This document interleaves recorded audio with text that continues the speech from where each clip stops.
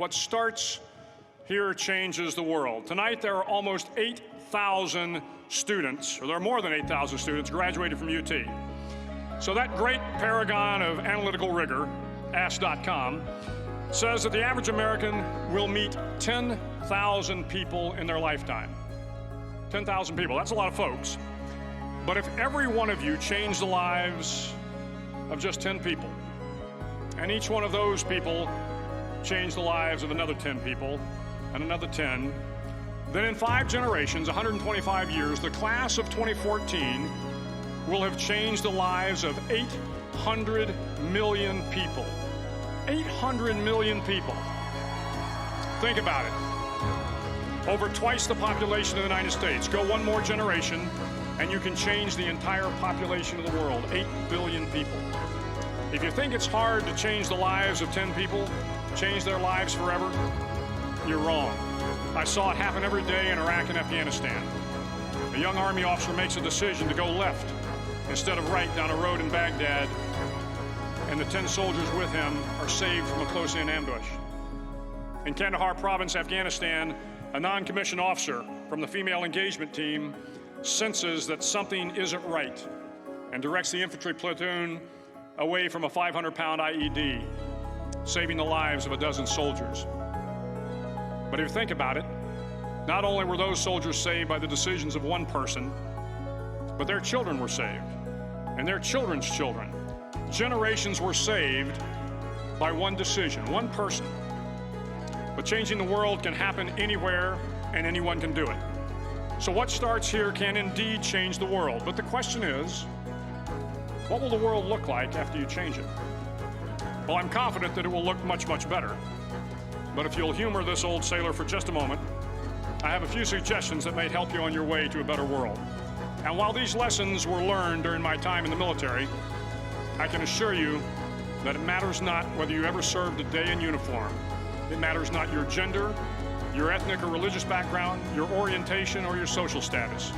Our struggles in this world are similar, and the lessons to overcome those struggles and to move forward, changing ourselves and changing the world around us, will apply equally to all.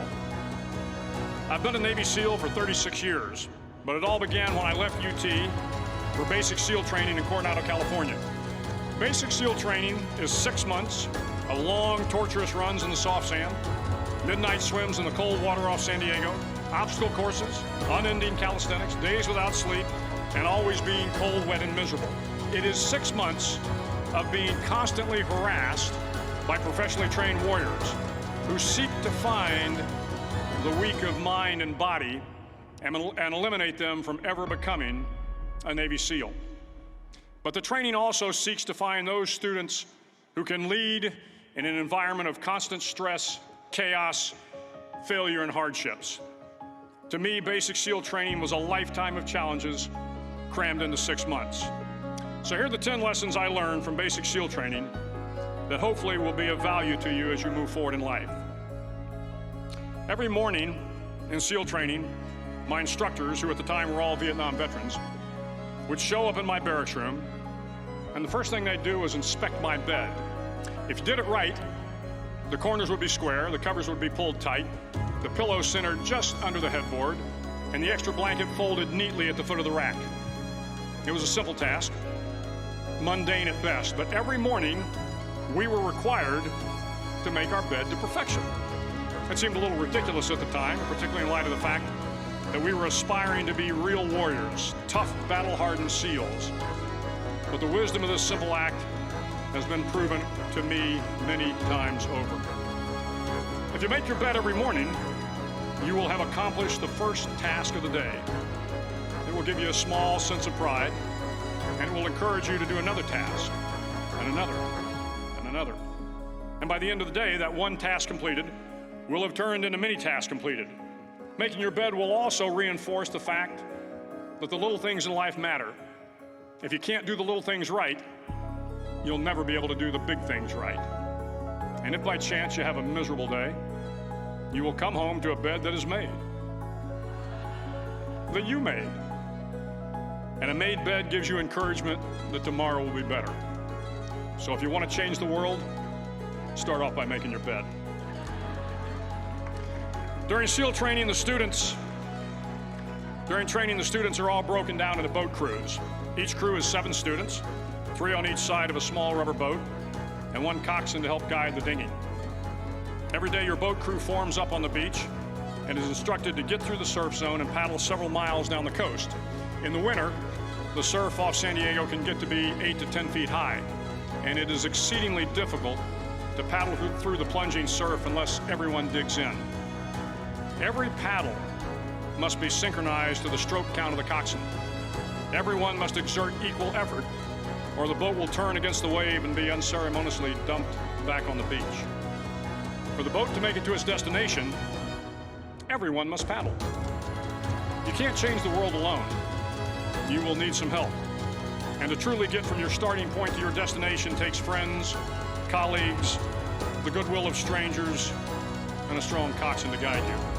If you want to change the world, find someone to help you paddle.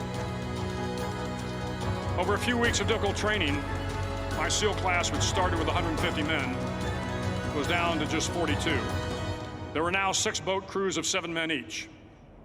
I was in the boat with the tall guys, but the best boat crew we had was made up of the little guys, the Munchkin crew, we called them. No one was over 5'5". The Munchkin boat crew had 1 American Indian, 1 African American, 1 Polish American, 1 Greek American, 1 Italian American, and 2 tough kids from the Midwest. They out-paddled, outran, and outswam all the other boat crews. The big men in the other boat crews would always make good-natured fun of the tiny little flippers the Munchkins put on their tiny little feet prior to every swim.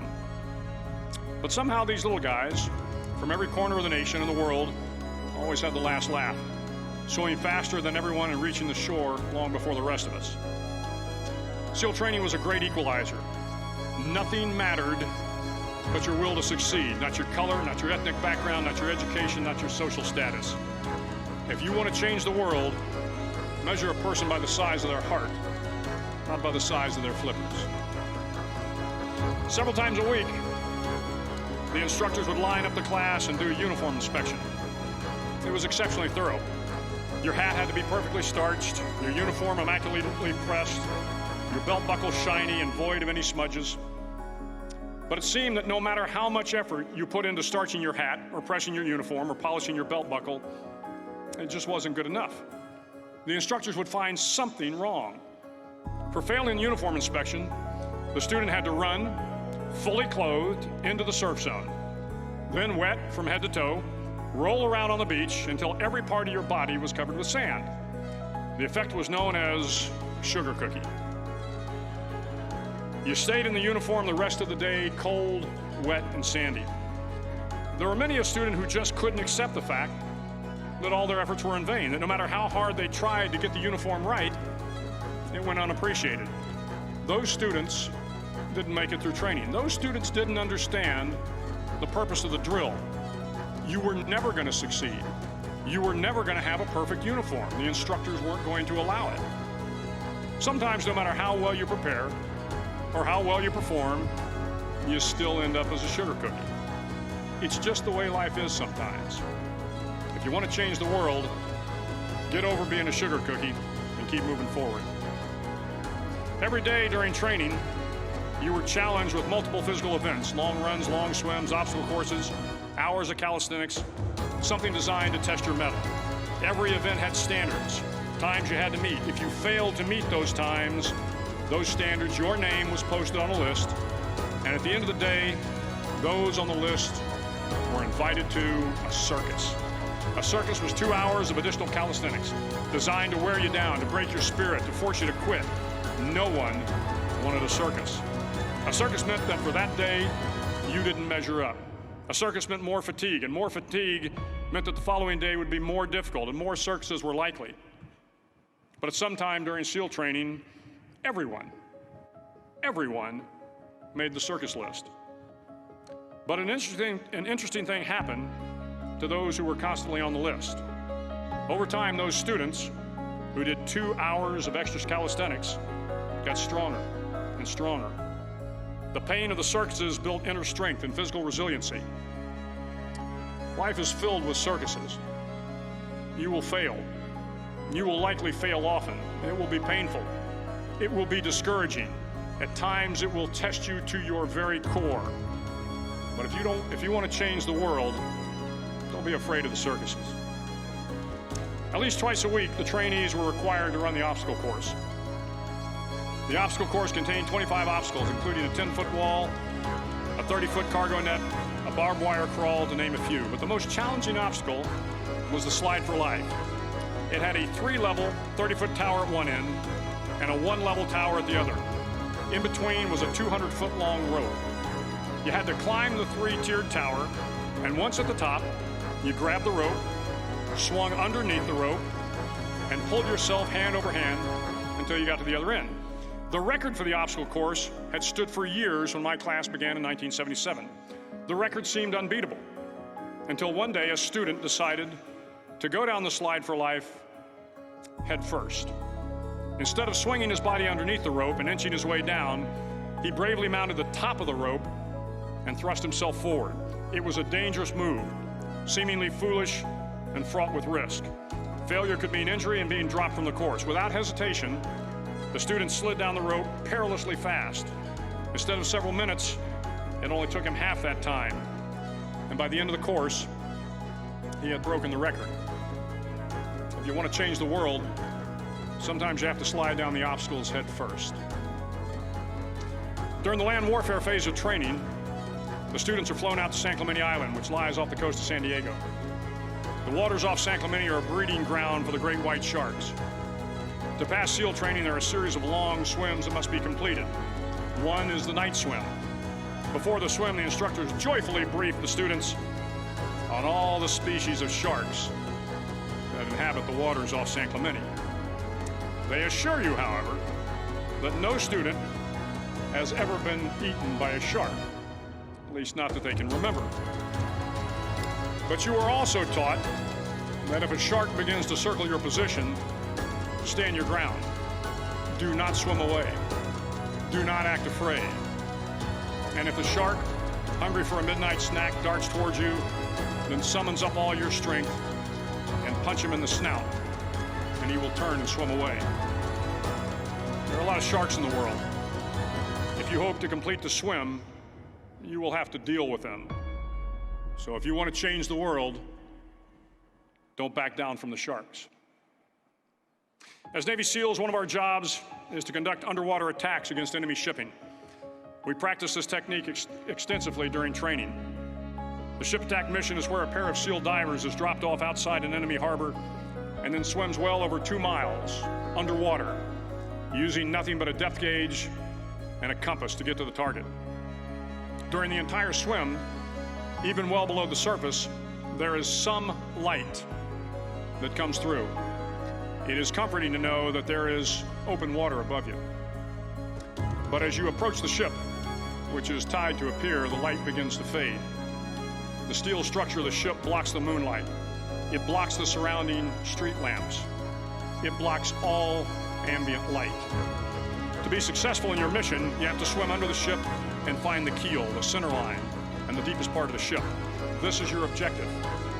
But the keel is also the darkest part of the ship, where you cannot see your hand in front of your face, where the noise from the ship's machinery is deafening, and where it gets to be easily disoriented, and you can fail. Every SEAL knows that under the keel, at that darkest moment of the mission, is a time when you need to be calm, when you must be calm, when you must be composed, when all your tactical skills, your physical power, and your inner strength must be brought to bear. If you want to change the world, you must be your very best in the darkest moments. The 9th week of training is referred to as Hell Week. It is 6 days of no sleep, constant physical and mental harassment, and one special day at the Mud Flats.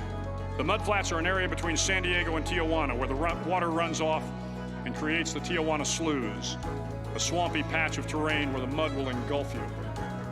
It is on Wednesday of Hell Week that you paddle down in the mud flats and spend the next 15 hours trying to survive the freezing cold, the howling wind, and the incessant pressure to quit from the instructors. As the sun began to set that Wednesday evening, my training class, having committed some egregious infraction of the rules, was ordered into the mud. The mud consumed each man till there was nothing visible but our heads. The instructors told us we could leave the mud if only 5 men would quit. Only 5 men, just 5 men, and we could get out of the oppressive cold. Looking around the mud flat, it was apparent that some students were about to give up. It was still over 8 hours till the sun came up. 8 more hours of bone-chilling cold. The chattering teeth and the shivering moans of the trainees were so loud, it was hard to hear anything. And then one voice began to echo through the night. One voice raised in song. The song was terribly out of tune, but sung with great enthusiasm. One voice became 2, and 2 became 3, and before long, everyone in the class was singing. The instructors threatened us with more time in the mud if we kept up the singing, but the singing persisted. And somehow the mud seemed a little warmer, and the wind a little tamer, and the dawn not so far away. If I have learned anything in my time traveling the world, it is the power of hope. The power of one person, a Washington, a Lincoln, King, Mandela, and even a young girl from Pakistan, Malala. One person can change the world by giving people hope. So if you want to change the world, start singing when you're up to your neck in mud. Finally, in SEAL training, there's a bell. A brass bell that hangs in the center of the compound for all the students to see. All you have to do to quit, is ring the bell. Ring the bell, and you no longer have to wake up at 5 o'clock. Ring the bell, and you no longer have to be in the freezing cold swims. Ring the bell, and you no longer have to do the runs, the obstacle course, the PT, and you no longer have to endure the hardships of training. All you have to do is ring the bell to get out. If you want to change the world, don't ever, ever ring the bell. To the class of 2014, you are moments away from graduating, moments away from beginning your journey through life, moments away from starting to change the world for the better. It will not be easy, but you are the class of 2014, the class that can affect the lives of 800 million people in the next century. Start each day with a task completed. Find someone to help you through life. Respect everyone. Know that life is not fair and that you will fail often. But if you take some risks, step up when the times are the toughest, face down the bullies, lift up the downtrodden, and never, ever give up. If you do these things, the next generation and the generations that follow will live in a world far better than the one we have today. And what started here will indeed have changed the world for the better. Thank you very much. Hook 'em horns.